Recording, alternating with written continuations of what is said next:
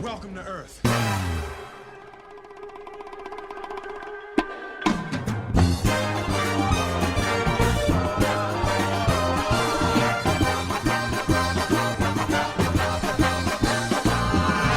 Good people, welcome back to Talking at the Movies. At the movies, we really need a friggin'... So, can I ask, do you two actually talk at the movies? I talk sometimes. I talk when I don't get something, or something reminds me of something. How do you feel about other people talking at the movies? Legitimately, the only time I lose my temper is in the cinema. When I have seen you actually. You shut up, please. Get to it. Let's start with it. So, Mo, what have you been watching this week, sir? Oh, well, we got Mo, we got Salem, we got me, Eddie. I think they know that now, because this is what, number 17 of our podcast? Something like that. About the new people, 18, I think. they need to be reminded. Innit? We always have to, every week, man. There's always new people coming aboard. Yes. Always Such a new great people. job on Twitter I'm doing. Yeah. Such They have to an be awesome inclusive, job. Mo, not exclusive like you. That way of thinking got us kicked out of Europe or made us run away from Europe. But we ain't going to get into that. We're going to stay focused. This is the first post-apocalyptic podcast from Britain, from the new desolate independence. And right behind us I can see the sky is falling, the earth is opening up, and we're all doomed. We've gone on about this too much. So what have you been watching this week, man? So what have I actually been watching this week? So apart from absolutely loads of the BBC News last night, been carrying on with The Americans. Dude, I gotta say, that show, it's like a show that I thought I would never watch, and I watch it, and it is absolutely compulsive viewing. show. The whole, like, it's part of a, you know, there was a Cold War, the Americans and the Russians hate each other, but if you actually sit down and watch like a dramatization of like Russian spies pretending to be Americans, living an all-American life, but actually doing all this stuff in secret and not knowing like who you are, you're losing your identity, being away from your mother. It's just so fascinating. It's a trust, because you don't really know. They don't really know whether they can even trust the people back home. They sometimes don't even know if they can trust each other. Yeah. See, a lot of the shows that I'm watching at the moment are coming to an end, so that is the one that excites me the most, and I think that's what I'm going to start watching next. Okay. So, what have you been on? Oh, Penny Dreadful. Yeah, I told you about this. Mo, I'm telling you now, man. You got to join. It's 4 seasons. I just free. found It's only the free. first season such a slog to get through. I was kind of like just watching it because like people were saying it was good. I never really got into it. The characters in this show are so well built, and I like the way it came to an end as well. I know I was a bit tearful seeing Eva Green. cry? Yeah, I did. Really emotional. And then Eddie and we went to watch. Oh, before we get onto the really bad film, we saw Nice Guys. Yes. Well done, Shane Black. I really enjoyed that film, man. Yeah, I had a lot of fun with that. So I'm a really big Shane Black fan. I love like some of his like 80s work. This is right there. This is classic Shane Black. The dynamic of his best work is when he has the two leads that are just bouncing off of each other, the sarcastic humour, the crazy madcap situations they find themselves in, and it's all here. Has it got that really witty Shane Black script and dialogue? it's not as good as his previous work. I loved it. Yeah, He felt it was a bit long, but I thought it was just right there. I enjoyed it every minute. It was funny. I actually found it more funny than a lot of his last few films. So how does it rate with say like The Long Kiss Goodnight or Kiss Kiss Bang Bang? Oh no, we're not. This as is good as... This is kind of. It's been a while since I've seen Kiss Kiss Bam Bam, but that is the closest thing to compare it to out of everything else he's done. It's in that vein, that sort of style of storytelling. There are a lot of super creative, funny moments in it. Plenty. You know, so I do strongly suggest check it out. Found it a bit long, but What otherwise, star rating did you give it? It wasn't. I would give it 4. Yeah, for this, 3.5, 3.5. Yeah, I'll give it 3.5. Damn, I might have to go to the cinema this week. Strong 4 if you can find it. It's been out one, hasn't it? Or did it come out this week over here? So it came out a couple of weeks ago. Yeah, it's been out in the States for a while. It's actually been running on our cinemas for some time as well. So if you rush, you may be able to, because next week there's a number of films coming out. So run to the cinema after work and go watch it. So, rather than us right now telling you about Independence Day as being the other film, we're just going to cut in the review that we did and you guys could listen to it. It's quick, it's short, it's to the point. Here it is. What's up, guys? Welcome back to the first take. We just saw Independence Day, and it was a sack of shit. Why do we torture ourselves like this, Eddie? Why do we torture ourselves? Zack Snyder, all is forgiven. I'm sorry. I'm sorry. We apologize. BVS was a masterpiece in comparison to this. Fucking Roland Emmerich, man. I always said that I had a guilty pleasure for Roland Emmerich movies. When did you say that? In my trailer reaction to Independence Day, but I realize now that I'm over that. It's a phase. I'm done. I've matured. Fuck, that was bad. That was so bad. You know what? Okay, all right, it was bad, right? But I think we got to look at it. Let's see if we can find any positives within this film. There's a few. There are a few. It is, I've got to say one thing. When it comes down to disaster movies, I think it's the one. He destroys shit better than anybody else. Yeah, I mean, like, if you compare him to Michael Bay, there's serious war there. The thing is, while I was watching, I was thinking, I think the next Transformers is going to be better than this. But that's ridiculous, because they're the same. They're as garbage as each other. Yeah. To be honest. It's the human stuff that he just can't do at all, just like with Bay. The destruction shit's kind of nice. The Queen, there's going to be spoilers, but it don't matter because there's nothing to spoil. You've seen this movie a million times in a million different formats, in a million different movies. We're going to keep it brief. It ain't going to be a long. There's nothing to say about this. Did you actually like anything about this movie? Was there something that you thought to yourself? Because all the way through, I'm checking this out, and I'm thinking to myself, okay, what can I take away? I'm laughing all the way through this. I'm actually laughing at someone's mum dying. I'm laughing at Will Smith's wife dying as she's trying to save this lady, trying to get the kid and the mother onto the helicopter. We've just had a baby. Yeah. Don't let her go. We'll let her go. Oh, Jesus. They tries to have an emotional punch, but it just doesn't. Everything is cliched. Every speech with the dramatic music that builds is just corny. When he was saying he was laughing, it wasn't because it was genuinely funny.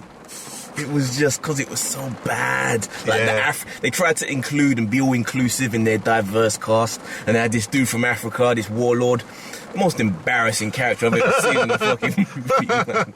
It was every archetype, the nerdy business guy who kind of gets I think that's what it is, isn't it? It's the issue this film has is that the characters are so weak all the way through it. Dialogue. You know, there isn't any character throughout the whole film that you could relate to or you could connect with. The dialogue, as you said, was pretty weak. And as a result, it just... And that's the thing about... When it comes down to movies, it's the one thing that you rely on, you depend on, is the character development to sort of launch the Good film. script, basically. Yeah, all the way through. But apart from taking those things out, when it comes down to the visual effects, the chaos, some of the build-up to the end point, that was kind of cool. I just wasn't interested. Oh, the Queen was kind of cool. Yeah. But the thing is, what this film felt like, it felt like Roland Emmerich saw Aliens, a second Alien movie, and he thought, I want to make that. It's like he saw Cloverfield, and he said, I want to make that. It's like he saw Godzilla, said, I want to make that. It's like he saw Saving Private Ryan and said, I want to make that. And he just tried to cram all these different films into one bullshit cinematic experience. Yeah, but the thing and is, it all fails. Yeah, no, I don't know. I think maybe we're just being a bit too harsh with it. The more that I'm thinking about it, take away the characters. I know that's the thing that drives the film, but the build-up from the beginning. I hated it from the beginning. Literally from the very beginning. I'm like, 10 minutes in, I'm thinking, oh no, I think we made a mistake. Oh no, what have we done? Is it too late to leave? So all right, okay. So you got, but like the climax building up every time they would stop some of the traps, some of the stop the Queen from doing certain things. The 1 minute you think she's dead, then she resurrects herself, or whatever happens, builds up another army in order to go forward. That was kind of cool, because every time I did think to myself, okay, she's dead. She's Terrible dead. song. Just accept it. It was bad. Don't justify it. Don't be like a beaten wife looking to find love in a relationship which has no love in it. This was a hollow shell of a movie. Yeah, guys, don't Fucking go garbage. check this out. I want to Cinema. watch BVS again, because I think I may have been wrong about that compared to this shit. Yeah, don't go check this out at the cinema. Stay at home, watch something else. We saw, was it? What? Bootleg it. Oh, we saw Nice Guys before. So Yeah. it's been out weeks now, but we should have seen it before. But that was so enjoyable compared to this. It's a shame that this had to bitter the taste. Yeah, I think if I didn't see Nice Guys and I just went straight into this, I would have been very, very, very depressed and angry and upset. So, dude, let us know. We ain't gonna get deep into that because there ain't really nothing to unravel in this movie. So, let us know what you thought. Are we wrong? Inevitably, there's gonna be a bunch of you that say this was a masterpiece. What's wrong with you people? It was amazing. I just got to touch upon the Explain why you loved it. president. Seemed like he was drunk. The ex-president, yeah. He all the way through it. It seemed like he was seriously drunk. He was actually drinking on set, and he wasn't. But it just seemed Oh. like that to me. Rubbish. Okay, welcome back, guys. So, yeah, that was Independence Day, and that was what we thought. Oh, God, they made that. So, what's been going on with the news on TV? Flash. So, it's been revealed that this coming season will be heavily influenced by the Flashpoint storyline. Yes. They've kind of already been doing that a little bit with the last season, but They have, but they've actually now come out and said it, that they are going to go for that, and that just raises so many questions. Are we going to have a Batman dad? no, I don't see how. Are we going to have a war? I don't see how, because they're not going to bring Wonder Woman and Batman to the TV. Aquaman, they're not going to bring Aquaman to the TV. And those were some of the most interesting elements of that storyline. So, And you reckon they can't do TV versions, alternate universe, to drum up like excitement for the movie franchise? no, because it exists in its own separate way. It's not really going to connect in that way. So they're going to probably use other default sort of characters that are similar. So maybe instead of doing Batman, they'll do a version of the Arrow, maybe. But it's not Batman, it's Batman's dad. Yeah, but you know what I mean. It's still Batman when they're in the suit. It's still known as the Batman. So maybe this is the alternate version where Arrow's dad becomes the Arrow instead. See, like That's how you're really like putting a dampener on this now, Eddie. You actually expected them to bring Batman into the Flash TV I expected show. them to bring Batman's dad into it. You really expected that because it's still Batman. Once the suit comes on, it's still Batman. It is. And they're not No. going to put it on TV. They're not going to put Wonder Woman and Aquaman having a world war Oh, come on. TV. They're like so like close to just bringing like the most awesome art into TV. That ain't gonna happen. They're like just like Crazy. they just need to do it. We have a Flash on TV and we have a Flash in the movies. And that's where it ends. Come on, man. Be real. Be realistic. No, I want proper Flashpoint. You're insane. You're insane. It's just going to be about the Flash. This is a shame. And what I'm really curious about is how is it going to affect the other shows? How is it going to affect the Arrow? Because it's changed. I think it's going to. So Change obviously, the world, apparently. there's obviously a lot of stuff where they're saying this is how they're going to sort out the Supergirl timeline, Yeah, so they have to Yeah. figure out how that's going to emerge. and I'm sure they'll come up with something in the first few episodes to challenge the Arrow. But it has to be like really big dramatic changes, because the one simple act of what Barry did in the Flashpoint comic and the animated movie is that one change drastically changed the world. It wasn't just a little change. Yeah, it changed the It wasn't just a change of the people around him. It drastically changed the entire world. And I don't think they can do that because you have to think from CW's perspective. They have to think of people who don't watch the Arrow. That don't watch the Flash, that only watch the Arrow, or don't watch Arrow or Flash and only watch Supergirl. How do you explain the changes to those people who aren't watching the other shit? So it has to be cohesive in that sense that it doesn't change too much of what these people already love about their shows. Well, I think isn't that what they're going to do with having like this big like 8 episode or how many other episodes it is, or 4 episodes or a crossover. But is that going to be the very beginning of the season that they do that? I think they have to really. Yeah. I mean, I don't know what their plans are, but if you're going to radically change the universe, you've got to explain it right there at the beginning. Unless it's a few episodes of everyone in their own show dealing with things that have just changed, no explanation, and then they all come together. again, that fucks up people who don't watch the Flash. It's like, what's going on? Why is this? Yeah, but then the actual characters themselves could also make. Well, no, I suppose they wouldn't realise the changes. But I think that would be awesome. That'd be mad. I think that would be like do stuff that the fans aren't really expecting, and then like You're giving them too tie it much all credit, together. man. You're giving those the creative guys too much credit. These executives that love things staying in the status quo. So 2 weeks ago, You'll never watch we it. watched the pilot of The Flash with Salim. You'll never watch it. Give up. I haven't seen it. How many more episodes have you seen since? You know what? The more you guys, I hear you, week in, week out, talk about this topic, right? And it's just so freaking confusing. It scares me. I don't even want to watch it now, alright? That's how I feel. Pussy. I feel there's just too much jargon in what There's you not. guys are talking about. There's not. Just See, do like it. you show. I will say Teenage this. girls watch this. Tell me you don't have the intellectual capacity of a teenage girl. Where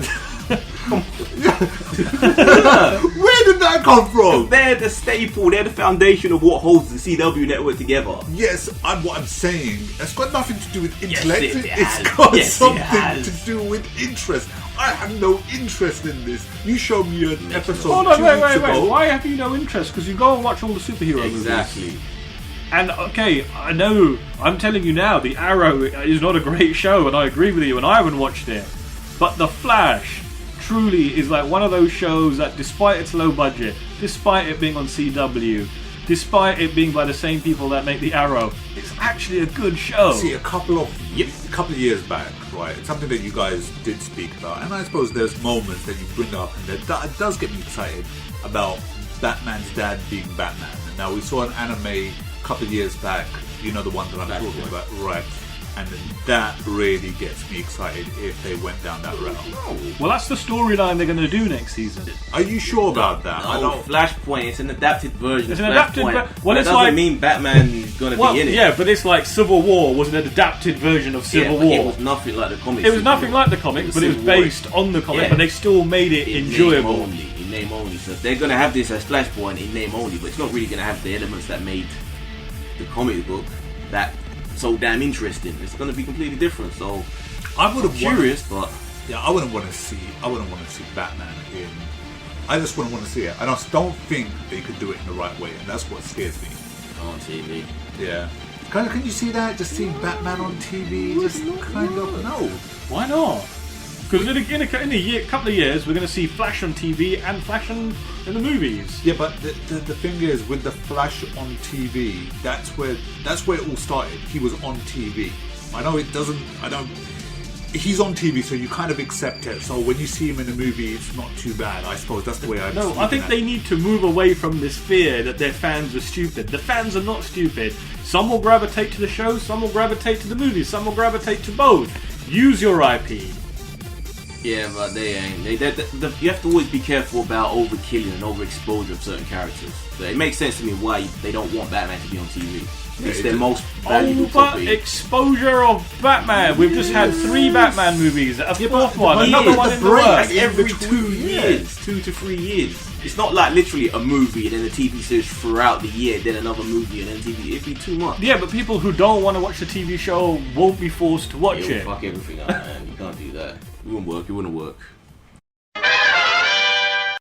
This is something that you brought up, Mo. Noomi Rapace's return to Prometheus 2. Yeah, so we're in limbo for a while. We didn't know whether she was coming back or not, and I guess she is. Yes, so I think we were discussing that a couple of weeks ago when we were talking about the next sequel. I think she was actually the only person that actually I enjoyed watching in the original Prometheus.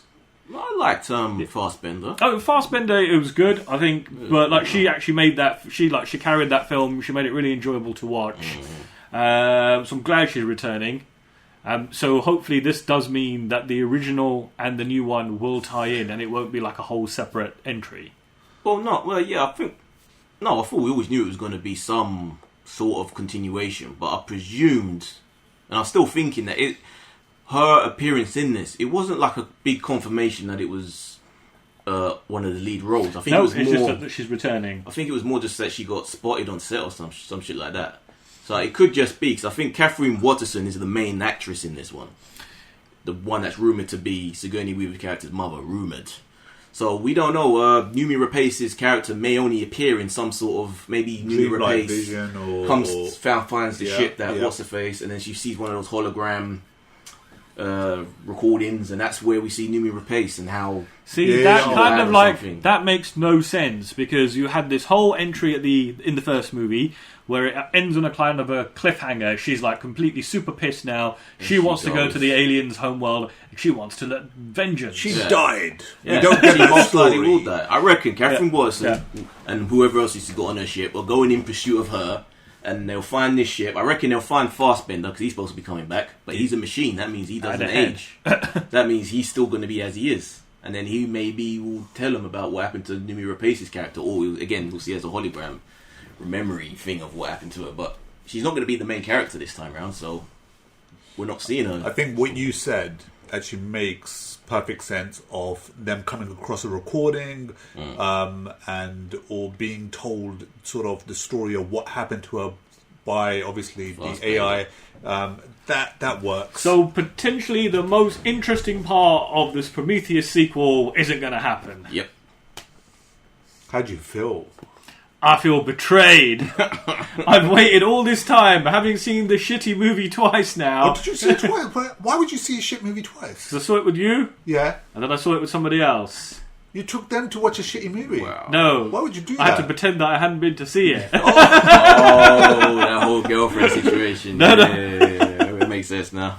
Okay. But you're way too optimistic, Mo. You're always looking for the happiest, best scenario of these stories, and it ends up. Well, until you know it's going to be a piece of shit, you've got to be optimistic, and it is Ridley Scott. So No, you don't have to be optimistic. It's better just to be like pessimistic. Yes, it's best just to go into the movies and this is going to be shit. So at least when you watch it, you when it is crap, you just don't. But then, like, why are you movie fans? Like, everything's going to be crap. No.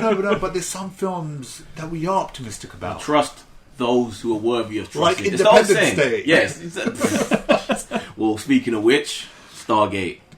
Now, if you want to hear optimism, I have no hope for this, especially after watching Independence Day. No hope. This is going to be a sack of shit. you're really ruining my parade today, Eddie. Eddie. Stargate, the original Stargate movie, is one of my all-time favourite films. I will pop that in like the top 10, maybe even the top 5. I absolutely love that film.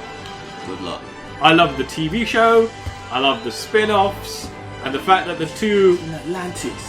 Atlantis was entertaining. Oh, God. Atlantis was awful. Atlantis wasn't awful. It was different. But it's okay. Different. Eddie, Bad. Eddie, No. it's fine. Mo does like crappy movies, and we forget that. Yeah. We forget that sometimes, so we got to allow him to When have was the his last moments. time you watched Stargate the movie? With like No, Kurt I like Russell Stargate. and I James like Spader? Stargate, the first film. Yeah. I have nostalgia for it, but Emmerich can't do that shit no more. Apparently, you're It only as good is- as your last film. I will agree with you. Like everything post sort of like Independence Day hasn't been great. In fact, I think it was all. Which was the one where everything froze over? The day after Day tomorrow. After Tomorrow. After that, it's just all been downhill. It was 2012 after that. Yeah. It was, the only good part of 2012 was the whole earthquake scene where everything was just falling apart and they're driving through the streets. So did Independence Day 2? I don't know if you're going off on a It's tangent up, here. Mo! No. Sticks and tip. The first movie, and this is what I like about Stargate, because Stargate, the effects in that for the time were absolutely superb, and then they went again and done it with Independence Day, but has that spectacle, like, it's like everyone's doing it now, it's not a wow factor anymore. Sure, you're right in what you're Just saying. It's the way it's used. Like the technology itself looks pretty cool. They've got some cool little ships. May I, Eddie? May I take over? Please. Go for Mo, just go watch Independence Day, right? And next week, when we talk about Stargate, you'll say to us, you know what? You guys are absolutely right.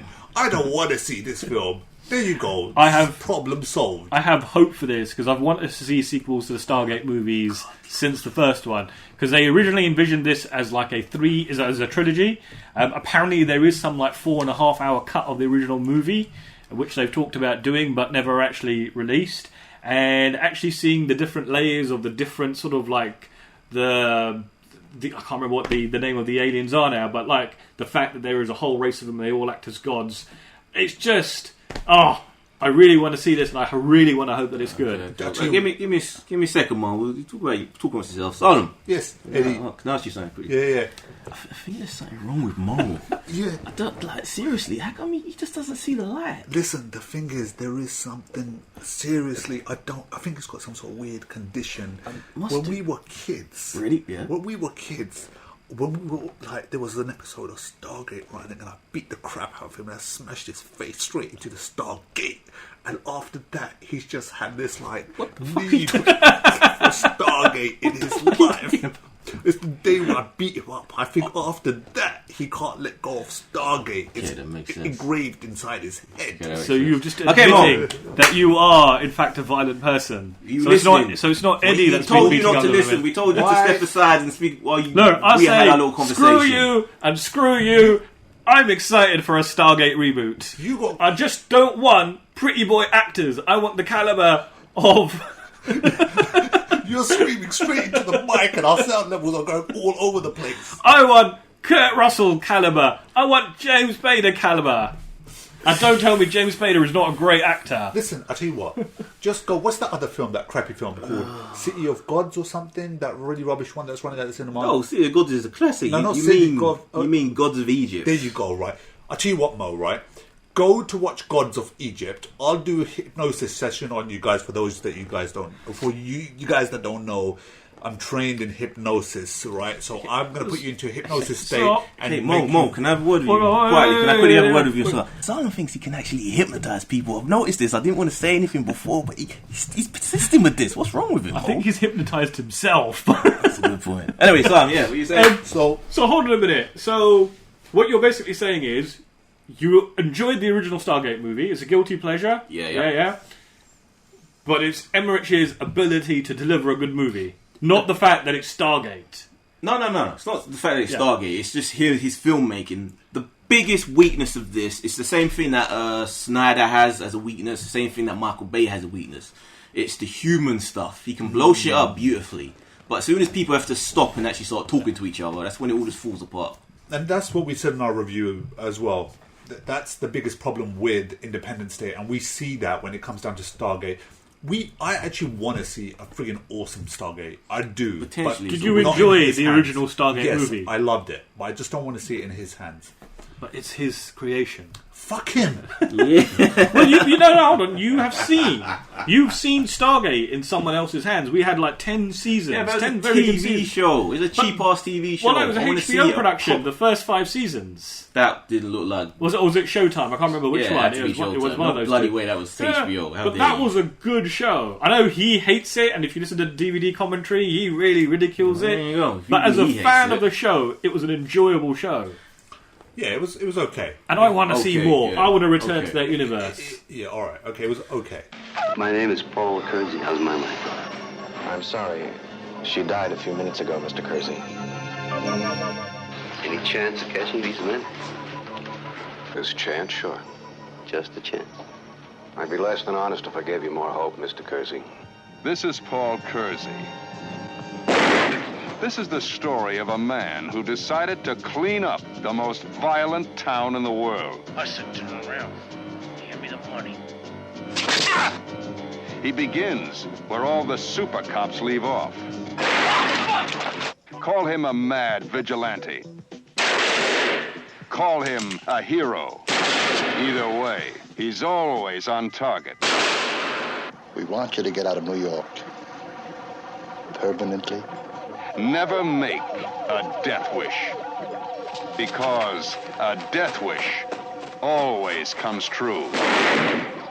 And you get to love it. Eli Roth wants to bring back Death Wish. Bronson. The role which Bronson, what's his first name? Charles Bronson, the classic thick man mustache Bronson from the 70s, made famous. And Eli Roth wants to employ the one actor that pretty much doesn't give a shit anymore, Bruce Willis. Does anybody care? I can kind of see anybody why a modern day remake of this movie would be attractive and good to watch. And as much as I like Bruce Willis, you're right. I don't think he's the man to do this because he simply doesn't care. And Charles and the Death Wish movie is all about a man on the edge, a man who does care. Haven't we already had these films up? With Liam Neeson.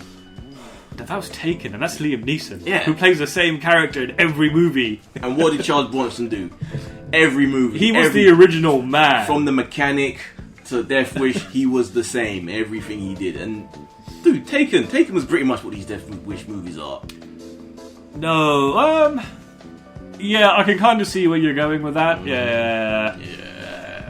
See, do you see this being a new franchise then? You think this is gonna... Well, obviously somebody somewhere wants to make a movie and wants to use the name Death Wish to try and get people in there. This week we sent Michael Jackson to New York in the US of A. Oh, had a good time, y'all. Even though I didn't see Kim Cattrall, Dr. Huxtable, or Cagney and Lacey. But it's like y'all say, it's nice to go away, but it's also nice to go home and have a cup of tea like y'all drink in London, England. Home with the Queen Mother. Fucker. Kiss my pants out. J.J. Abrams is producing... This is baffling me, man. A TV series focusing on the last days of Michael Jackson. Yeah, I didn't realise J.J. Abrams was such a fan. Yeah, but is this gonna be like is Michael Jackson's estate greenlit this? I'd imagine nothing happens with Michael Jackson unless his estate greenlights it. But then how can you really tell this properly then? It will be from because you need accounts on like his diary and his personal stuff. Yeah. Oh wait, but did you guys just recently hear about the vault? Yeah, but that was like about what? It's no more love this Michael Jackson, so we might need to did this to Dan. I exposed this to Dan, so this whole vault that they opened up, and he just went on a tirade of cussing me, saying, "You ignorant people, he doesn't want to believe the hate and tear down an icon. It's all wrong."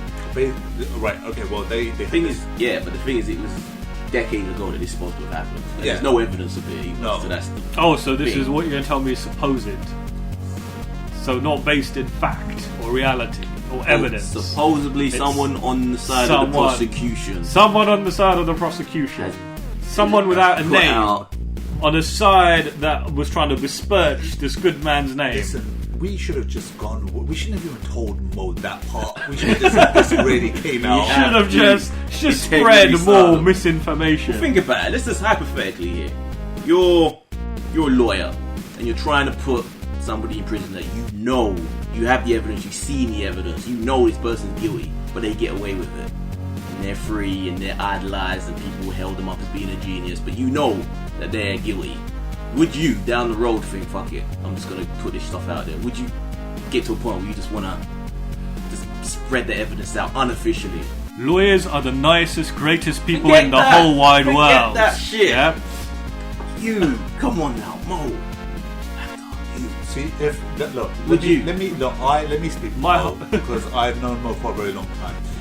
Even if Michael Jackson did do this stuff, okay, and Mo found out, because he idolizes Michael Jackson so much, he still wouldn't put it out. He would say that he had a reason to do it. Yes, he would say, I understand Michael Jackson's point of view. But for those who don't know what we're talking about, there was a story that apparently told about these two safes, these vaults that Michael Jackson had, and inside them were some were like photos of his nephews in provocative positions. There were some porn images with adult bodies but with kids' heads stuck on them, and which I actually heard before. I remember hearing that years ago. So that one, I think that one was actually true. So I remember hearing that during the case that existed, this whole book thing.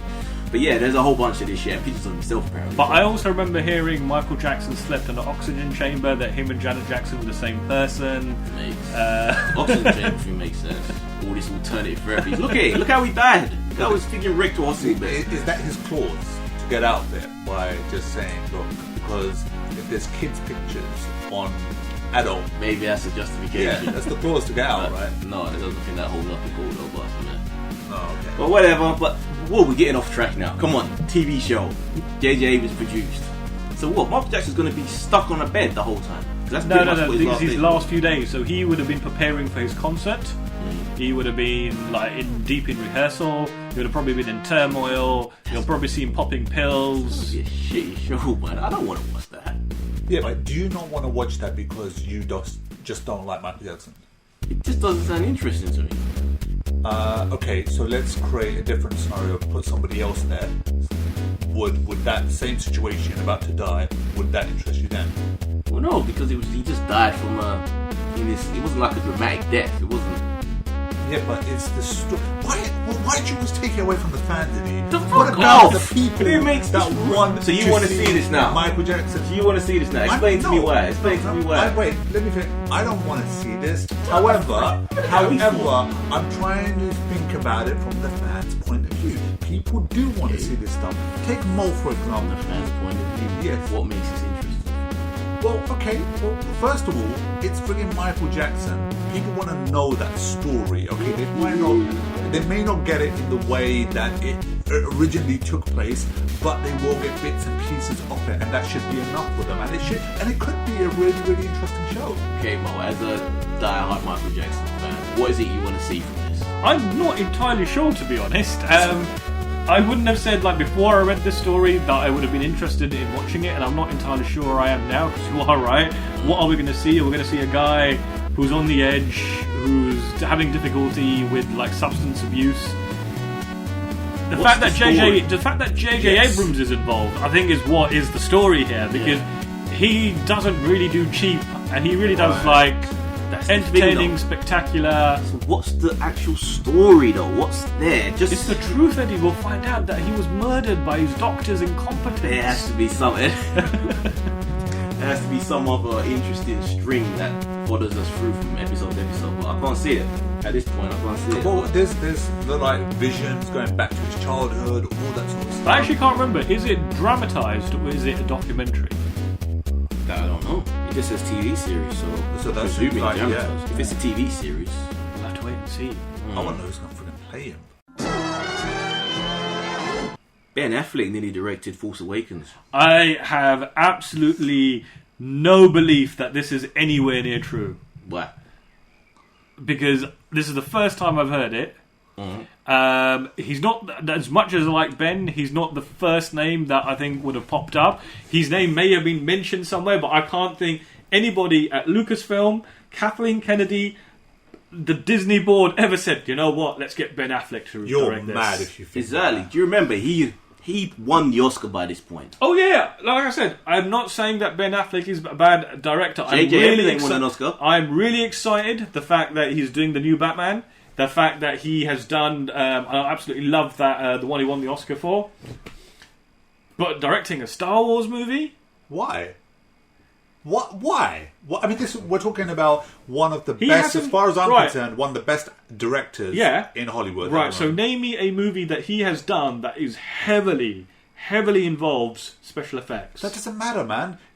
That's fine. The team around him will guide him. The team around him will guide him, but he is the captain. Yeah, there's loads. That's fine. He can be the captain, but there's loads of directors that have gone on to do certain special effects movies that haven't done those sort of films before.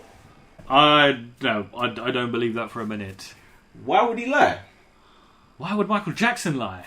What the fuck is that? Wait. But you're saying you wouldn't. What it comes across to me is that you're highlighting the fact that you just wouldn't want to see. I haven't seen because of the fact that he hasn't got. Affleck is really good at doing these small movies with like real heart and real characters.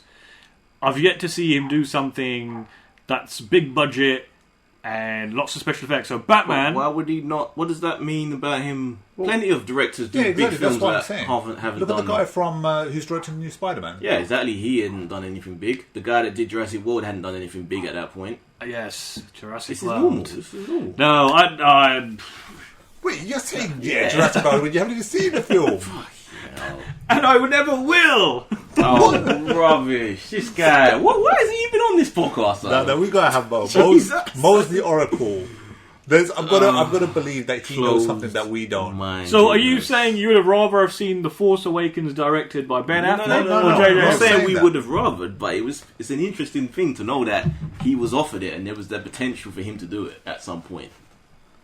There's a lot of other directors I would like to see do a Star Wars movie. Apparently, Justin Lin is being courted to direct Akira. Is this a live action Akira? Yeah. For Warner Brothers, the one which has been in development forever. Justin ain't Stardom. So I know you're wondering, who the fuck is that? Shut up. Fast and Furious. Yes, I know Justin. Yeah, you Lin. go. Yeah, you come. Is this come the back. guy that the did same the guy as original Star one. Trek? Yeah. Oh, Jesus. One The of guy that did the best, some of the best Fast and Furious, right?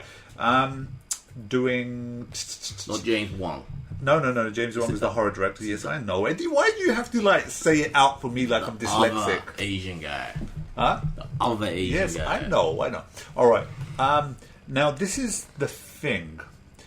Yes, I think to myself when it comes down to action, this dude could pull it off.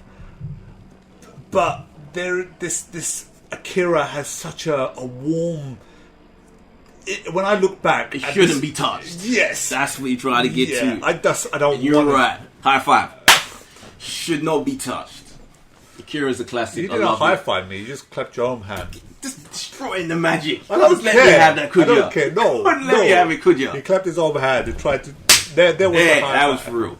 Okay, yeah, shouldn't be touched, Eddie. You agree with this completely, Yes, right? yes, I love Akira. Love it. It was But- one of the first animes I ever saw. But if it is passed over to a director, I don't mind Wong taking it on. Lin. Fuck. Lin taking it on and doing it. I do. Because What? it's a serious... The thing... Akira isn't this big action, bombastic, Fast and Furious style action movie. No. It's a psychological thriller. Yes. And you need a director who can do that and you can convey that. It's a dark movie. Dark subject matter. Yeah. Lin hasn't got any of that in his portfolio. He hasn't shown he can do that. He may not, but there's probably a reason why he's attached to this. Maybe...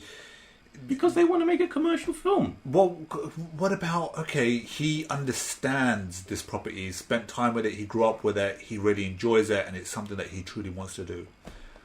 And the more I say that, the more I realise that. So shut the fuck up. How do you know any of that is true? Huh? How do you know any of that is true? Well, that's why I just said at the very end. Like, the more that I think about it, the more I think maybe I should just shut my Well, mouth. let's wait and see how he handles Star Trek. Are you optimistic for that? The second trailer, or the most recent one, Yeah, second one. has given it give me a little better. bit. Yeah, A lot better. it's a lot better than the first one. So let's hope the first trailer was just poorly cut and bad judgment, and that it's better than number 2. Now we're talking about Star Trek. We should mention, we didn't get a chance to last week because the news broke literally minutes after we'd finished recording that Sunday. That Anton Yelchin, is that his name? I think you done it. Yeah, he's passing away. Crazy. What was he, like 27? What is like really bizarre is like just as it became apparent, I think the following day when more details about what happened, the fact that his Jeep just rolled back down a very steep hill and pinned him up against the mailbox. And they haven't come out and confirmed it, but all sorts of rumours started coming out that the Jeep he had, I can't remember the name of the motor company, but they actually recalled a particular model for where people had been confused that they put it into park, but it actually wasn't in park, so there's actually a technical defect. Oh, fuck. So I don't think I've had any confirmation so far, but most sites were saying it probably was that model. Jeez, if that's the case, his family are in for a massive payout. It's not about the money, Eddie, it's about the justice. It's about someone somewhere in some corporate high tower knowingly let these cars go out and not done enough to recall them. This isn't new, though. This has happened a lot of times. Cars that were purposely polluting that they said wasn't, other various dangerous cars that people that catch fire or failing brakes or failing seatbelts. This happens so much. These companies just don't care, do they? It's all about the money. You did a pretty awesome job in putting that clip in. I wasn't expecting that because, like you said, the news broke, and then when you recorded the episode, you put the clip in, and it was actually nice to hear that point in our podcast. And you know what? When I think about an actor such as him and where he would have gone after Star Trek, you know, it's a shame to know that we've lost somebody. Can I ask, why do you say Star Trek? It's a funny accent, isn't it? Oh, is it an accent thing? I never really, Star Trek. Star Trek. I can't actually say. Are you like from, where's Snooki from? Jersey. It's a Jersey thing, is this a Jersey thing? You know what? That was a very powerful moment. I wanted to, You know, you're a cunt. You know that, Mo. You truly are. You're laughing at this moment. Do you know how offensive that term is? Yeah, and you are one. That's why you know it's so offensive, because you're called it all the time. Listen, mate, I was trying to... You weren't even listening. I was telling you... You're right. As soon as you said Star Trek, I was like... I was talking to Eddie there. Doing it for weeks, though, man. I was... Piss off! I was talking to Eddie, and Eddie was listening to what I had to say about this amazing actor. Eddie was wondering the same thing. I could see the look in his eye. He would have told me. He was like, "What is this show that you're watching?" And what you would have did is just tarnish that moment. Thank you very much, Mo, for You're welcome. I'm here all day. Yeah, you want to just hear your voice, and it's all about you, not about this poor guy that passed away. It's all about you. Oh, you know what? I should leave. I feel I should leave right now. I'm offended. But we have to... But it has to be said, though, man, Yeltsin, he had a lot of other films outside of Star Trek. A lot of indie movies. He had Green Room, most notably, most recently, which critics loved. He's had a lot, and it's a shame. The potential for where his career could have gone. But, let's move on, people. Let's keep it going. Let's keep it light. It's time to get on to the main event this week. It's time to enter the throne room. Wait, are we going to talk about our trailers that we saw? I think we should talk about that before we enter it's happening to me again. The throne room. Throne. But we've entered the throne room now. Eddie has spoken. Eddie. Well, let's leave the throne room now. Step out into the lobby. Yes. Trailer time. Wicked. So we saw quite a few trailers. So one stuck out for you. Okay. Now this is the one that stood out for me was Keeping Up with the Joneses. And that reminded me, for some reason, those two characters reminded me... Mr. and Mrs. Smith. Yeah, and like going off into... Like, it seemed like a continuation. Like... What they did next. Yeah, that's how it felt like. Yeah. And I really enjoyed it. And I think to myself, what's her name? Fucking heck, I forgot her name. What's her name, Tom? Tell me. I'm not gonna... Don't help him, don't help him. Come on, dig in, find the memory in your head. I'm gonna take my meds. Who is she? We know she's a female. Yes. What has she done? No, don't use your phone. What has she done? She's done loads of films. She was in Batman vs Superman. Oh jeez, Gal Gadot. There you go. Gal Gadot looks amazing in this. In her underwear, she looks amazing. Yeah, you always said to me you didn't like her. She was too skinny. That was my always issue. She looked good in this. That's what surprised me. I was like, oh, wow. Yeah, that one stood out for me the most out of everything that we've seen. What about you guys? Pretty. Yes. It looked good, but I don't know if you could say it stood out the most or I'll tell you it's why. going to be the most enjoyable. I'll tell you why, because we see a lot of action movies, a lot of horror movies. Recently anyway, we saw a lot of horror trailers, but this is the sort of film that I like these sort of action comedy movies. I don't get enough of them, and when they're delivered in the right way, which I think this is, it gets me excited. Yeah, it did look good. I definitely want to watch it, but I ain't going to say it stood out the most. I wouldn't class it as an action comedy. There wasn't any action in there. Yeah, it all kicked off in the second half of the trailer once they figured out that these two, Mr. and Mrs. Smith. I would say this is a kind of like trailer I used to look at and think that looks like an amazing film, I must watch that, and then was inevitably always disappointed. So I've become very sort of like, these are the sort of films that I don't feel so optimistic about now. It does look good, I'll give you that. Looks fun. Yeah, it looks fun. I really like Isla Fisher, I really like Galifianakis, whatever, however you pronounce that. But yeah, it's like, are all the funny bits in the trailer? What did stand out? Like everything that we saw. No, well, I feel that Watts was way stronger, way more interesting for me. Even Lights Out looked more interesting to me. I thought it was an interesting concept. Ouija looks more interesting. Yeah, Ouija looks like it could be like a good little film. Yeah. Birth of a Nation looks way more interesting. Well, I forgot about Birds of a Nation. Birth of a Nation, not Birds of a Nation. Jesus Christ. Yes, well, the people need to know the reason why I get some of these names wrong is because of my dyslexia. That's why. Don't use an excuse, No, Solomon. it is You're not true. reading it off a paper. No, but I just yes, said it I 2 can't seconds before read you said it. But yeah, My words don't have a speech bubble Yeah. that you have to read the I words didn't off of. hear what I'm you said saying it. properly. Your words got distorted as they were coming towards me. Wow. Right, Birth of a Nation. Yes, that does look good. But I was going to ask you, the last time we saw Birth of a Nation trailer, right? The first one that we saw. Yeah. You said that you don't like films like that. No, I said I'm bored of slave films. Yes, that's what you said. Because that's all we ever get to see. Yeah, of but Black this is- history. But this does look like it's presented in a very interesting way. So it does look. I do want to watch it. I do want to see it. What about The Mechanic? Jason Statham's return. Another Bronson property.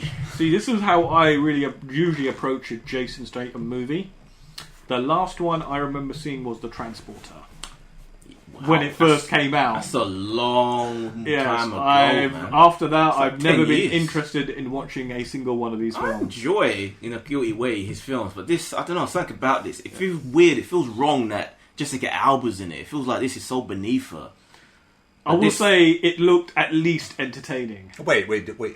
This is beneath her. Yeah, because she was way higher a few years back when she was doing the Fantastic Four films, but her career's really kind of.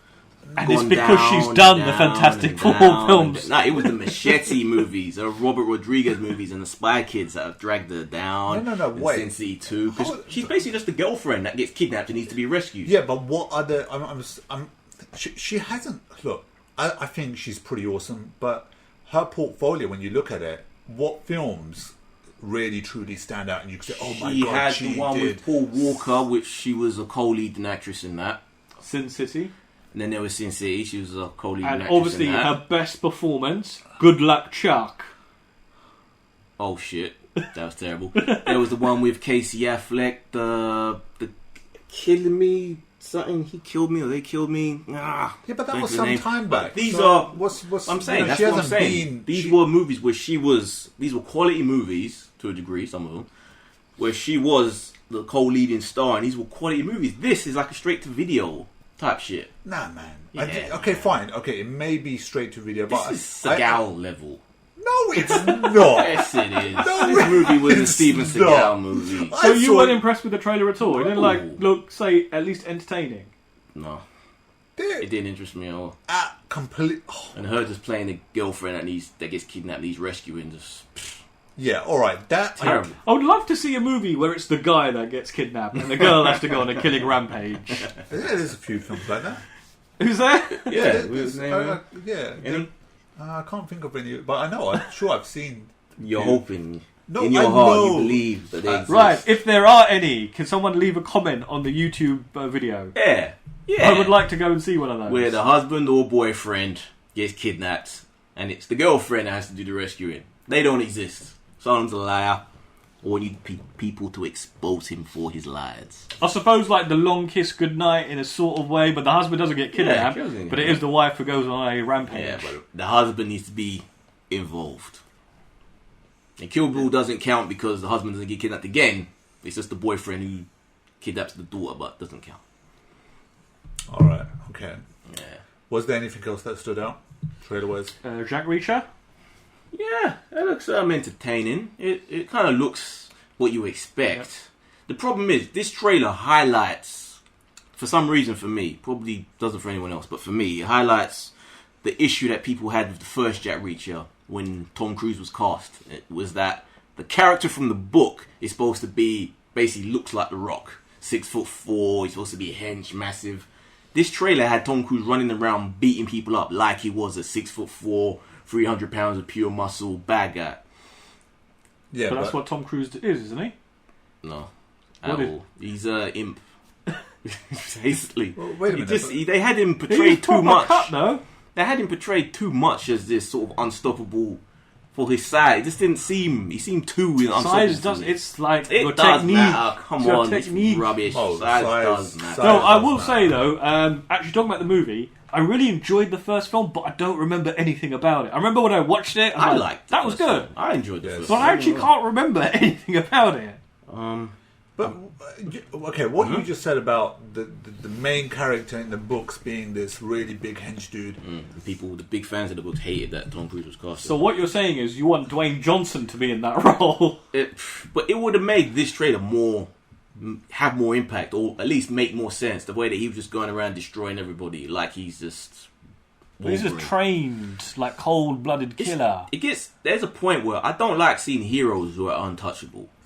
I like when there's things that they just can't overcome now and again, or at least people they come across who are equal to what they are. I don't like it when they just tear through everybody and it's like, oh my god, have you heard about this guy? But these are all the henchmen that he's going through.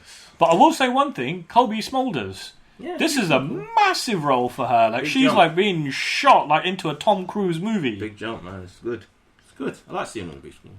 Yeah, you know, the more I'm thinking about what you said, I agree. With the people who are lovers of the books, right?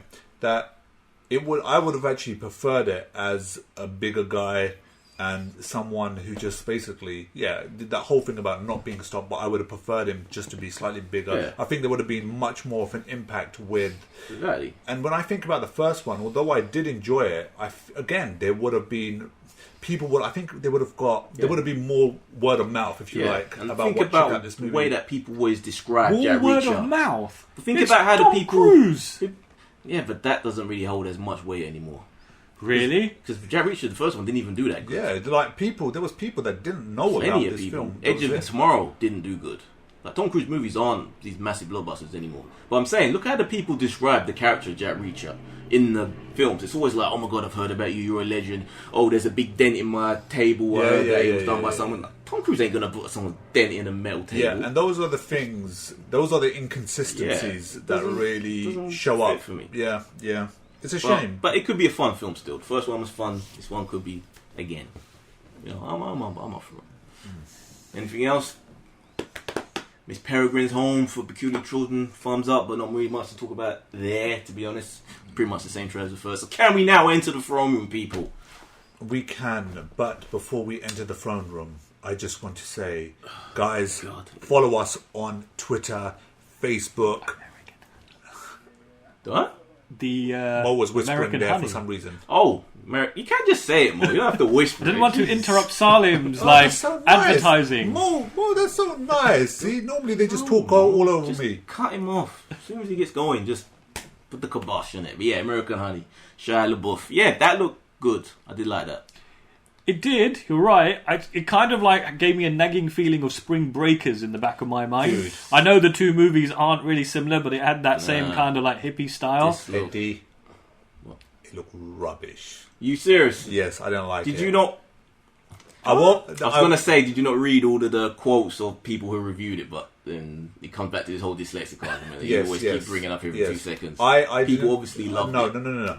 I like the way it was shot. You could see the way it was directed looks pretty awesome. I like that. I don't know if I could sit down in this journey of this group of kids going to a certain destination and encountering new stuff. I just don't know if I'm up for it. So you've just like quoted like the plot of any movie. People going on a journey to a destination. Those specific kids, those particular ones. It's only mainly about the girl on a bus seeing. Yeah, it didn't work for me. I just saw the trailer and I thought to myself, okay, I don't really want to watch this on cinema. So okay. Yeah. Fair enough. I think Mo kind of agreed with me. He seemed like I don't know, because it did look good. It did look like it's not going to be a Spring Breakers, because that was just terrible. Yeah. And the fact that you said it had all those great quotes as well. I think one of them even said majestic, if I recall correctly. Yeah. Written by the people who worked on the film. That's what it was, Eddie. It does have the quotes from the places it comes from. As much as you like want to dislike LaBeouf, he can act. Yeah, he can. Yeah, he can. But I just think to myself, he's just... I don't know. I just you know what? I'm going to wait until this film hits. You're going to drag me to the cinema. I want to check it out and give my review then. And just talking of LaBeouf, have you, by any chance, seen Disturbia? Oh, Disturbia! Love it. You like Disturbia? I love Disturbia. Have you seen Disturbia? Okay, guys, for you that don't know, whenever my cousin comes over to our place and we're thinking about what film to watch, every frigging time my nephew pops his head. It's almost as if he could telepathically hear us. Have you guys ever watched it? No, I've never seen it. And he says, for about like the last 7 or 8 years. He always pops his head around the corner and goes, watch Disturbia. And we're like, okay, we'll consider it. We never watch it though. I think it's because Sammy keeps telling us to watch it. Okay, strange. I like Disturbia. It's really good. Really good. Alright, so can we now go into the throne room? Yes. You sure? Mo, can we? I'm just trying to think of if we've seen all the trailers now. Can we? Eddie, you are the gatekeeper. Open the doors. Okay, let's get in there. It's time for season 6, episode 9. Battle of the Bastards.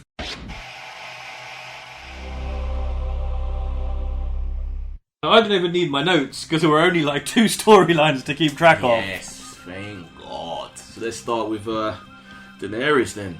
Going to war. I actually, that opening scene where she's talking to Tyrion, right? I actually kind of get the feeling that she's gonna like stab him to death or something. Like she blames him for everything that's going on. Almost did, but it's her fault. Well, he basically did the best he could to hold it all together. Yes, but that scene wasn't implying that at all. They had a discussion. You know, she looked like she was blaming him for everything falling apart. Which isn't just, man. He did what he could. Did you feel that way? I didn't get that. I didn't get that from her. She was pissed. Yeah, she. And he was all like, "Well, you know, it fell apart." Yeah, but at the same time, it seemed like she. My city is. Yeah, she realised that she went away, and you know, there's only so much he could do. Somebody had to call the shots, and he was in charge. Yeah. Yeah. So that's that. But for her, disapproval of him. Unjust, definitely, but he's got away with words, man. That little man does. So, do you think like she was quite angry there? She wanted to like go on a rampage. Do you think like there's the beginnings of like seeing a heritage inside of her that she could actually become the Mad Queen? Well, I think that's what Tyrion kind of addressed and cut that down right before it kind of took over. But that we are seeing that is inside of her. Well, I guess we always kind of knew that though. Saw the flashes of that. But are we going to see it like come more and more to the surface? I don't.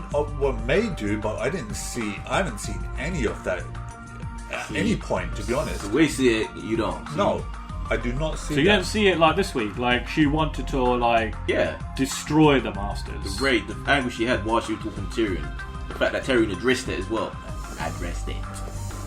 Well, she wanted to destroy them, but I still don't see that. I mean, they fucked her over. They broke a treaty. What do you want to do? Yeah, but Tyrion was saying that's not like how we. Yeah. I heard that, but still. But that's like the first step on her journey. So now as she makes her way to Westeros. Dude, she killed like. But Tyrion addressed it like your father would have done, or your grandfather, whatever it was. I've seen a kingdom. Yeah, he said that. Yeah, that's what he was addressing. The rage that was in her that he could see. Okay. Yeah, I didn't pick up on that. Great exchange of dialogue between the Masters and Tyrion. That's funny that even while they were negotiating, they didn't stop bombing in the background. But it's like, while it wasn't so much negotiating, it was like demanding the terms of their surrender. And I just love the way Daenerys goes, I think there's been a miscommunication here. you know, that scene really got me thinking that if the 3 of us were there, you guys, and they say only 2 of you can survive, you guys would just throw me down and take him. They said only 1 can survive. No.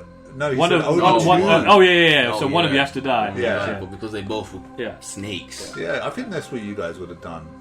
See, look at you looking at each other, like nodding your heads. Yes, that's what you would be the first person, like, which one shall I turn on? Which one's most likely to turn on me? I'd never do that. Please, I'm lowborn. Allow me to be an unsullied. So then they... What's that guy's name? The unsullied guy? Grey Worm. Grey Worm. This nice little smooth neck slash of the 2 guys in one strike. That was cool. He hasn't really had anything to do this season, so at least that was quite literally. And then you see the hordes of the what do we call it? The Dothraki come running around. Yeah, that was cool. That was funny. I was actually wondering, like, oh, what is Daenerys gonna drop down and set them on fire? But nope. And the horses came. I completely forgot that they were there, that they were gonna come. They got there damn quick, considering Daenerys flew. Yep. And then we saw the bit that we all wanted to see: the dragons actually doing something. Yeah, and we saw the two as well that were locked up break out. Yeah. See, as I told you, I'm not unchanged. Yeah, they but- managed to break through the walls. Yeah, it took how long? How many freaking episodes did it take for them to get through there? Well, they obviously heard their brother Drogon and came. That's the thing about this show. That's the one thing that you always want to see more of. You just want to see the dragons. Yeah, and that was pretty cool. Right now, I want to see White Walkers. They're the ones that are interested me personally. You want to see more White Walkers? Yeah. Dragons, yeah, but I'm more interested in what's going on north of the wall. It was cool though, just how they just smashed down that wall and they just came flying out behind him. Yeah, that was. And then just seeing them go and attack the ships. Finally. A ship. Wow. It's a TV show. Yeah. Budget is... Well, no, because the rest of the ships she needs for a fleet, innit? And then we have one final scene in Marine where really surprised, very, very surprised that the Ironborn have already arrived. Yeah, they got there. In fact, I was like, have I missed a scene? Have I, like, missed an episode? Because they just were suddenly in the throne room. I was like, oh, okay. Dude, did you pick up on the chemistry there? Yes. Oh, yes. Between Daenerys Yes. So she may not even require a cock. She may just be happy to have a queen at her side. Yeah. Well, apparently in the books, Daenerys does get it on with her handmaidens. So, yeah. I'm trying to remember back. It does. It happens. So, it's there. It's in the character. They haven't explored that in the TV show, but maybe could be it. Lady Love. You should see the smile on Eddie's face right now. I ain't mad. So here's the next thing, right? So they got there pretty quick. So in the next episode, do you reckon we're going to be expecting for the other Ironborn? Yeah. Oh, I don't know, because I think the next episode is going to concentrate on the White Walkers. That's just a feeling that I have, because we haven't really seen them this season. No, I think you're right. Because with the uncle, he said that they have to build 1,000 ships. These guys didn't build anything; they just went straight. But everything is happening at such a rapid pace now. Yeah, but they have to at least factor in that. So I'd be surprised if the uncle does turn up, then they completely cheated the timeline on this. So I think they're going to. But you might be right though, Mo. Like, I think next episode is probably going to focus on. Who knows? Anything could happen because they are just squeezing so much. In fact, the show is moving at such a breathtaking pace now. I actually feel that they need to slow down.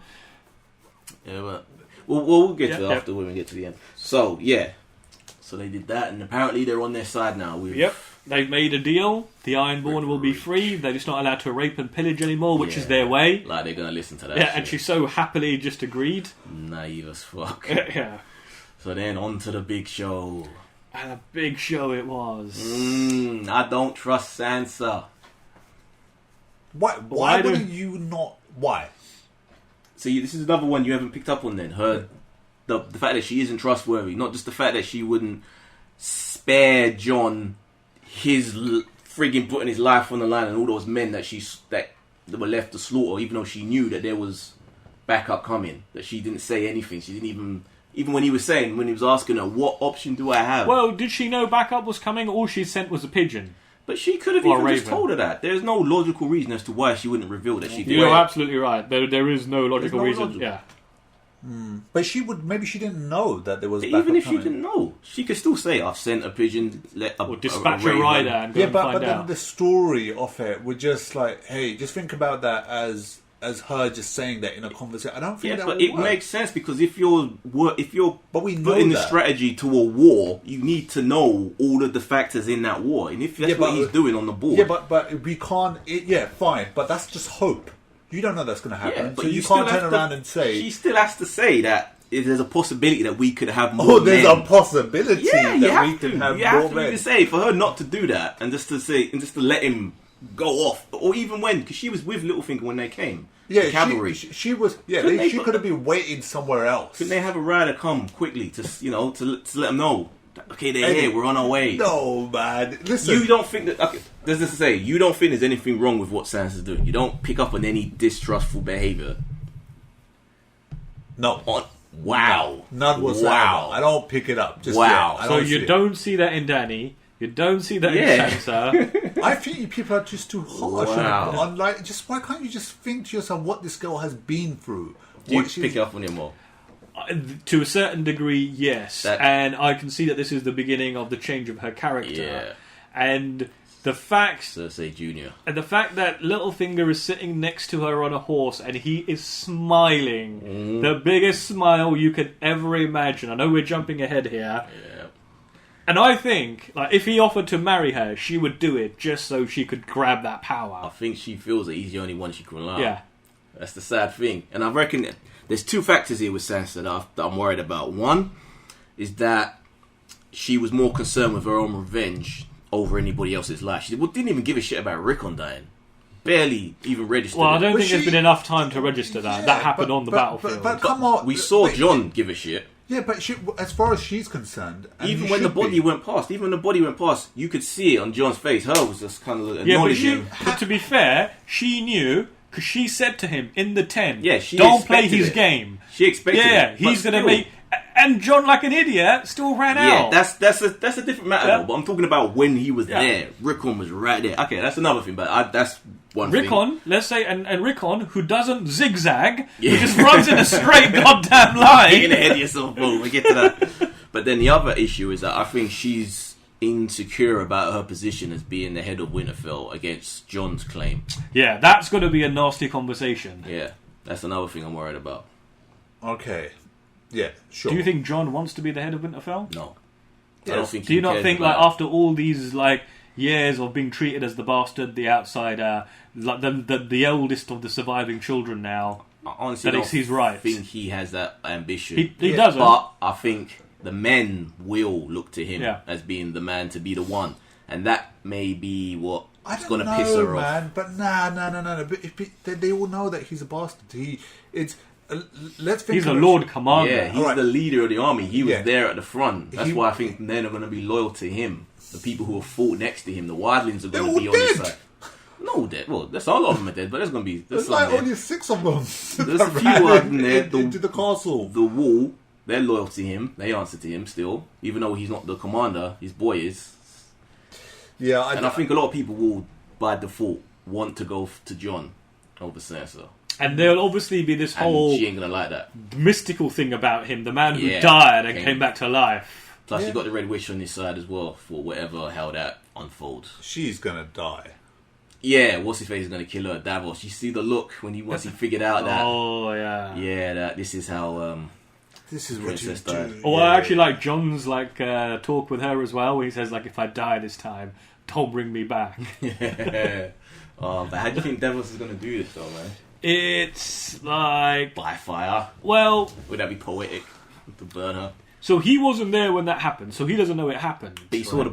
the He burn. saw it. Yeah, He but then knows. how does he know that's what actually transpired? That wasn't the Boltons, it wasn't something else. Dude, I she, think he Yeah. knew she died. He didn't know how she died. Yeah. So Yeah. I think it's just putting the clues together, isn't it? yeah, and it's straightforward. Her father wouldn't have done it. Her father was seriously messed up and under shitloads of influence by the Red Witch. So seeing, Yeah, it makes sense. yeah, And the stag, which was burnt in his hand, looking at it. Or maybe he'll attempt to kill her and she'll kill him. Possible. But I think he also. I think she's coming to the end.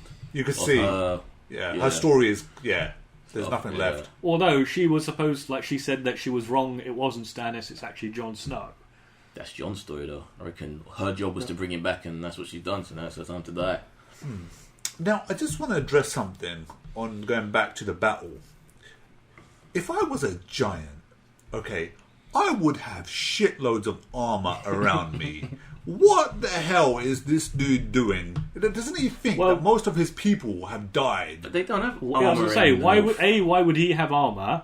And B, who the fuck is going to make armor that fits him? Fucking just get a shield, make it yourself. I don't know, have a sword or something. You're a giant, you don't need to worry about that. People look at you and will run. They didn't run, did they? He's like, what's his name? Like, shot an arrow in his eye. Actually saying that, so you've got 6,000 men on this side, and you've got wildlings and a giant on this side, right? Would you not think, when you saw the other army, you'd be like, I don't think this was going to be a good day for us? I think this is what this show does so well. because when I saw that, it really gave me that uneasy feeling Yeah. of looking across, thinking that shit, man, these guys have only got. I want to see these guys win, but they've only got 2,000 or The 3,000 thing is, men. they had a good plan, but Davos, not John, Davos fucked it up.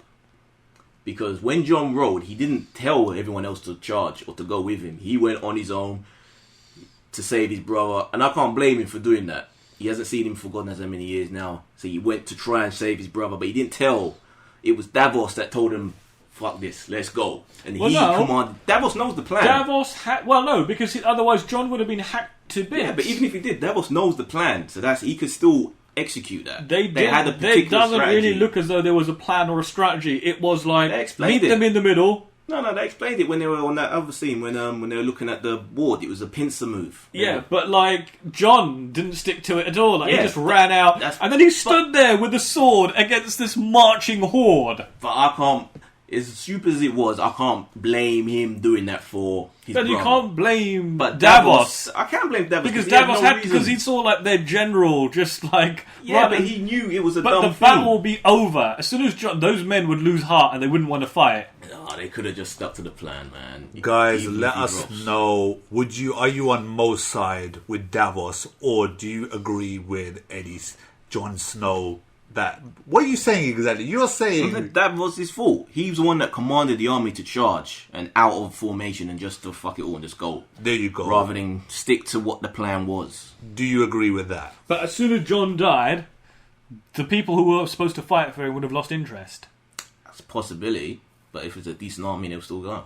But they weren't an army. They were just a ragtag bunch of people all coming together to fight for John. That would have been the common sense thing to do, though, still. Rather than what they went to do. Well, 'Cause if John the shouldn't Vale- have gone charging out. As soon as he saw his brother down, he in should that have gone back. situation, if one of your sisters is running towards you and someone's... You'd be saying... would you not you'd be run saying, to charge? Wait. Would you not say, Zigzag! "Fuck it"? Zigzag! Wait. Would you not say, fuck it, I'm gonna... I have to get to them first. First of all, it depends on which sister it is. Right. Secondly, it depends on how fast they are running. So you've got to put all these factors in, And the other side to it is that who's firing the arrow. The same situation. But it's you in that situation. Yeah, of course you would, dude. Yeah. If it was my sister, somebody, a member of my family, if it was Mo, forget it, if it was Mo, I would oh my god, I would ride so fucking hard to save him. I would say, Mo, move. You would have been like, give me a bow and arrow. Let me fucking put him out. Could you imagine if he's Bolton is firing the arrows, and the arrow actually doesn't come from Bolton, but it comes from Sansa. Oh, that would have been a twist. That would have been a fucked up twist. But yeah, that's a true point. I was thinking as well watching that. Why the fuck didn't he zigzag? Why are you going in a straight line, you But idiot? come on, you guys are fucking. This is, fine. We question these things, but we shouldn't question them. Could you imagine how funny it would be for him to go? At least move around, make it a bit Exactly. difficult. Ramsay's just shooting straight. There was that shot where you think, okay, so he saved him. Yeah, that was... Or where they had the pyres burning with the dead bodies. You're thinking, yeah. run to behind one of those. Stay there, it's all gonna get you. Alright, so let's keep going. So, yeah, the war begins. Beautifully shot. Yes. Just brutal. Very brutal. This was, and it's a conversation we had earlier on, that probably is one of the best looking set pieces when it comes down to a battle piece. It conveyed what hand-to-hand war, sword and shield, would be better than any other time I've seen it. There was so many different combinations within that piece, and every time it really felt like a third person, like a video game. Yeah, it was very tense. And there's so many moments that you're thinking that, wait a minute, he's gonna die, somebody's gonna hack him off with a sword, something else came into it. So it felt like a frigging video game, a roller coaster. Yeah. So let's get forward a bit. La-di-da, pile of bodies, mountain, they're all getting buried, and the Vale guys come, and blah, blah, blah, blah. I actually thought they was going to die, you know that? Well, hold on a minute. No, forward so quickly, because you've got that whole bit where they're surrounded, Yeah. We'll just Dead bodies behind They've them. watched it. How much do we need to explain to the people what happened? They've all seen it. Come on. Tormund, who gets probably the best kill of the battle, is in like having fisticuffs and all of a sudden just sticks it right through the guy's eye. Yeah, that was cool. But let's get to the interesting bit. They get to the Winterfell after chasing Bolton back. And how the hell did they have the stamina to chase him? Wait. Before we do that, so we're seeing the battle play out, right? And then you see Ramsay. Did you not get the feeling that just for a moment, even the carnage and the brutality was too much for him? He kind of looked like, what the fuck is going on there? Did you not like see that look in his face? That I didn't pick up on. Did you pick up on that? Yeah. You're just doing that to be. Fuck off, Eddie. No, actually, we did talk about this the other night, and he did agree with me because there was a moment where I think, like, just for a moment, he like realised that war is not glorious, and the sheer Ramsay. There was. Sure, he just wasn't for a moment thinking I'm losing. Or maybe he's like, I could do with some dinner right now. No. It was actually, he was winning at that point, but it just looked like maybe this is just too much. I've gone too far with this whole thing, and it was that shot. Yeah. There was 2-3 of them actually. Maybe his character was about to grow. Yeah.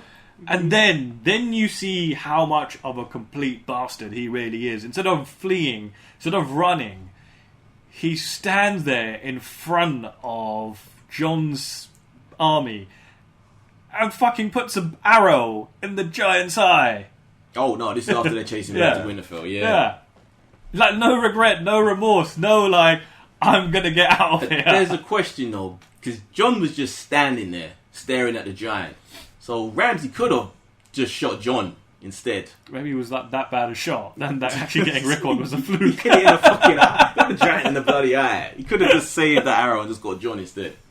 But yeah, okay, so that happened. And Jon walked him down with his shield catching the arrows. That was cool. And then basically started to beat the shit out of him.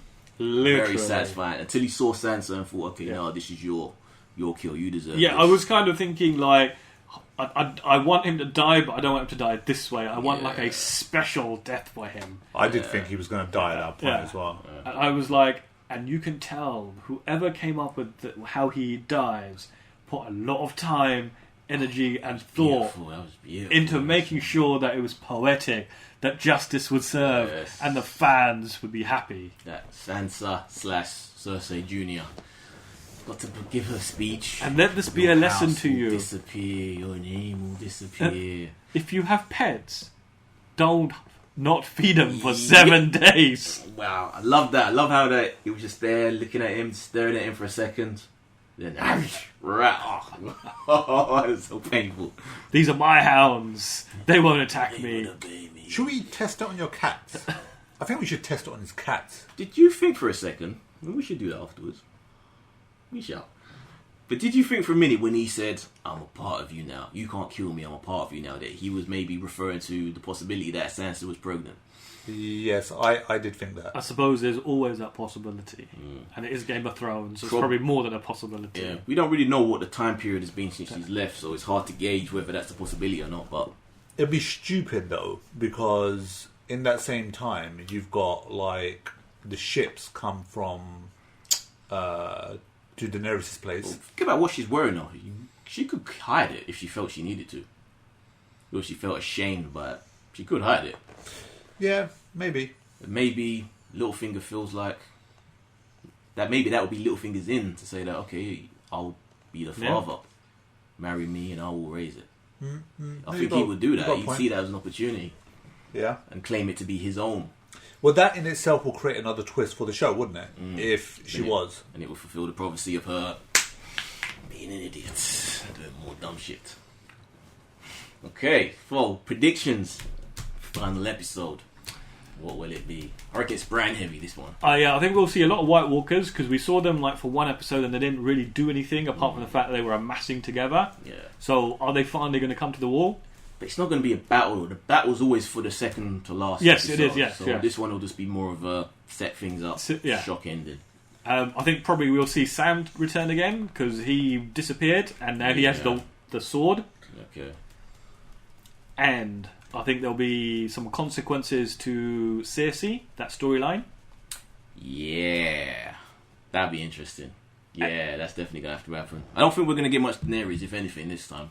They don't really need to. I think they kind of put a cap on that. Well, I wonder if they're going to now... She's now going to say it's time to stop procrastinating and time to, like, go. Because now she's got an army. She's potentially got some ships. She knows more ships are coming that she'll just take. But what more can they actually show us in this episode? So I don't think it's really Well, it'll be like Grey Worm, Melisandre and Tyrion sitting around drinking and telling some jokes. Yeah, I think if we just think about it, that there's those stories that just need to be rounded up. Like the important ones. Yeah, Cersei's White Walker, and then Arya is revealed to be dead, and it's actually the waif running around with Arya's face. And you know what really is confusing? So I'm sure it must come back in the last episode. The first episode had all that stuff with the Sand Snakes, and then they weren't seen for the entire season far. So surely... Everyone's hated that. Surely something's going to happen there now. But what do you think of the theory I just said? That some people think Arya's dead.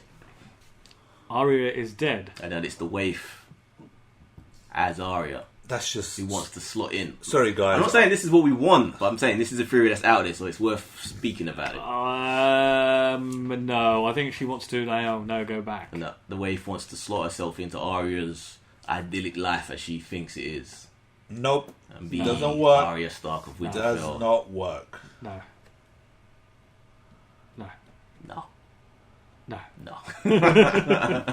See, that's what I was saying to you. There's no way. I'm only addressing it. It's a discussion. I know you are. I'm not saying I want it to be the case. It's the way so do you think Arya's going to pop up in this episode? No, I don't. I think her story continues now with... Next season. Yeah, well, maybe you might see her like getting on a ship. Or arriving in Volantes. No, she's in Volantes now, isn't she? Or imagine but she has to catch a boat, innit? I was going to say, imagine if she catches somewhere along her journey, she ends up on Daenerys' fleet. That's what I'm saying. Yeah. Those are the only ships going back there, so it makes sense that she would join that lot. Ugh. But times. I think it's just going to be Bran heavy though, this next episode. Bran and White Walkers. So, how many seasons have we got left? Two, but shorter seasons. I think like 7 episodes. So one will have 6 episodes and one will have 7 episodes. Now, if I'm not mistaken, is the last episode, does it have an extended 20 minutes? No, it's longer. It's longer. It's longer, but it's not 20 minutes. Oh, it's 11 minutes. It's like 3 or 4 minutes. No. It's 11 minutes. Longer than that.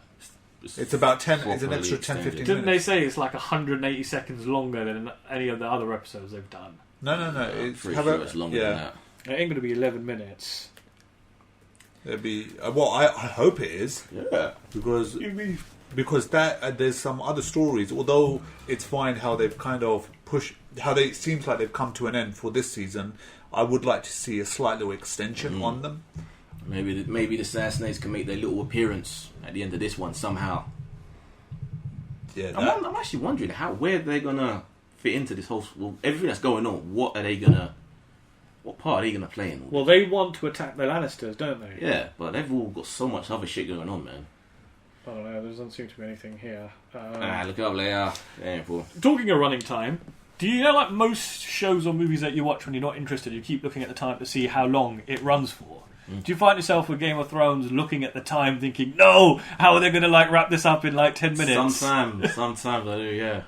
So, I need to go and have a look at your reaction of your watch-along to the death of the Bolton.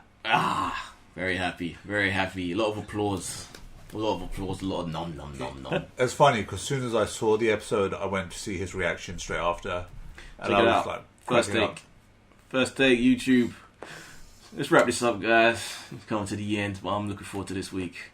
Final episode of Thrones. So, where can they find you? Yes, you can find me on Twitter, on every social media outlet there is, YouTube, Instagram, you name it, Facebook, and it's Bollyfools. Just type that in Google, you'll find us. Well, where can they not find you? They cannot find me anywhere. Oh, that's per usual. And you want to find me? You already have. Right here. Wherever you're watching or listening to this. I'm at Race. That is Sodom. That is Mo. And we all have been talking at the movies. Sayonara. There you go.